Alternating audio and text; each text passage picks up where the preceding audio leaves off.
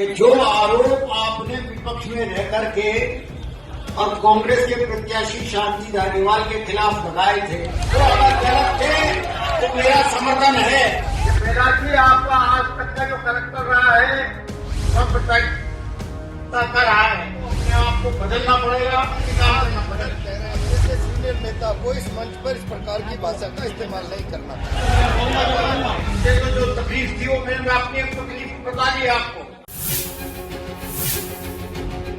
लोकसभा चुनावों को लेकर कोटा बूंदी सीट पर सियासी गलियारों में लगातार चर्चा बनी हुई है। ऐसे में अब की बार कोटा बूंदी सीट से बीजेपी प्रत्याशी ओम बिरला को इन चुनावों में मात देने के लिए कांग्रेस ने बीजेपी के बागी प्रहलाद गुंजल को मैदान में उतारा है। अब सवाल ये उठता है कि कांग्रेस में शामिल हुए प्रहलाद गुंजल क्या ओम बिरला को पटखनी दे पाएंगे?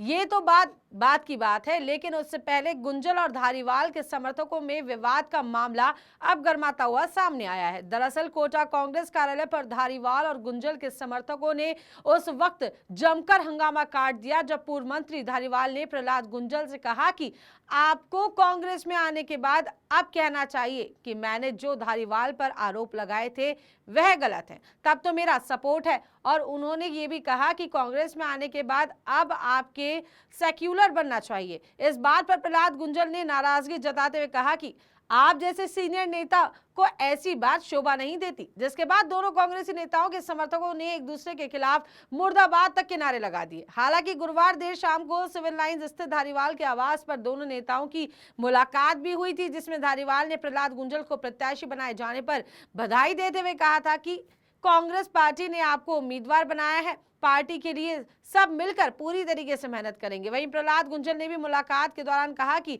आपके साथ ही चुनाव लड़ा जाएगा, लेकिन दूसरे ही दिन इसके विपरीत दोनों नेताओं में आपस में नाराजगी देखने को मिली। अब राजनीतिक गलियारों में दोनों नेताओं के बीच हुई बहस का मुद्दा चर्चा का विषय है। इस तरह कांग्रेस पार्टी में आपस में ही नेताओं में एकजुटता दिखाई नहीं दे पा रही, जिसका फायदा सीधे तौर पर बीजेपी को मिल सकता है। ये चलो ना कि जो आरोप आपने विपक्ष में रह करके और कांग्रेस के प्रत्याशी शांति धारीवाल के खिलाफ लगाए थे, चाहे वो रिवर फ्रंट के मामले में था, चाहे मेरे मकान के ऊपर वो पत्थर लगे हुए हैं उनके बारे में था, या और भी कई मामलों में था, वो सब गलत थे।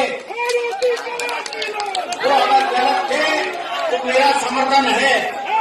और अगर आप उसको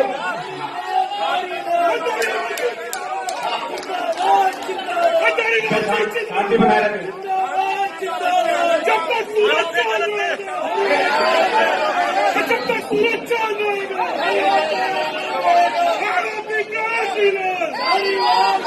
बात सुने, पूरी बात सुने। पहला जी आपका आज तक का जो करेक्टर रहा है वो सांप्रदायिकता के विरुद्ध सांप्रदायिकता का रहा है, इसलिए आपको अपने आप को बदलना पड़ेगा और सेकुलर बनने की काम करना पड़ेगा। कह रहे हैं मैंने भारतीय जनता पार्टी की राजनीति में रहते हुए भी कभी वो छोड़ दिया आपने, वो छोड़ दी, भारतीय जनता पार्टी छोड़ दी है, बहुत बढ़िया है। आप जैसे सीनियर नेता को इस मंच पर इस प्रकार की भाषा का इस्तेमाल नहीं करना चाहिए। मैं तो करूंगा,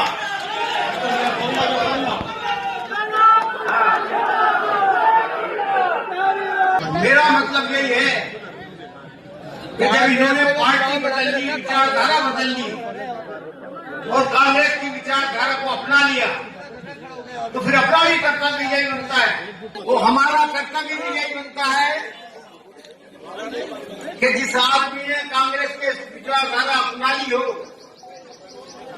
और उस विचारधारा के अनुसार अपना आचरण कर रहे हो, तो निश्चित तौर पर उसको उस कांग्रेस के प्रत्याशी को जिताने के लिए हमें हर संभव प्रयत्न करना पड़ेगा।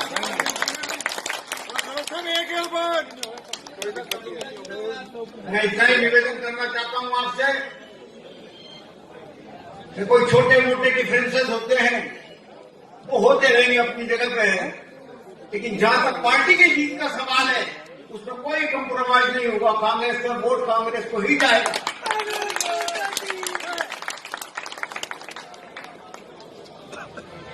ये बात, ये अंतिम बात मैं आपसे फिर कह रहा हूं